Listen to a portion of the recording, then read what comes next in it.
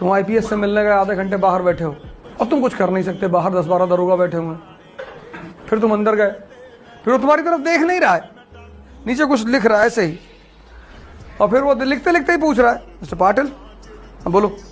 ये सब वो जानबूझ के करते हैं। तुम खुल के बोलना शुरू कर दो कि देखो साहब लिखना बंद करो, पहले जो कहना है उसको सुनो, नहीं तो मैं बाहर बैठूं 10 मिनट, तब वो बंदा लूट लेगा तुम्हारा। तो या तो 10 लाठी मरवा देगा, और अगर तुम वाकई में हैसियत वाले हो तो दोस्ती कर लेगा। ह्यूमन माइंड का क्या भरोसा, जो 1 सेकंड में 10,000 बार बदलता है। तो जब कोई कहता है मैंने इन पे भरोसा किया, तो तू जाहिल है। भरोसा ही तो किसी पे नहीं है, अपने ऊपर पे नहीं है।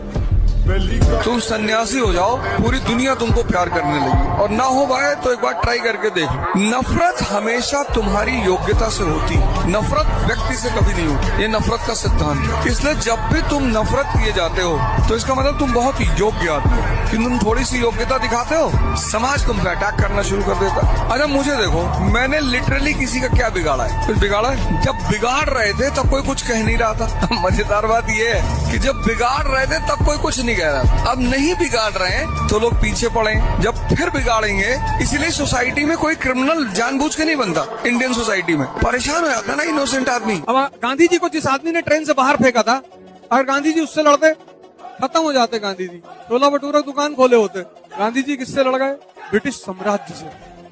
देखो आज सब बापू बापू पापा है तुम्हारे। नहीं नहीं, आज सुबह शाम तुम्हारा दर्शन होता है कागज के नोट पे। तुम कितना भी नफरत करते हो पर नोट पे तो आदमी है ही है।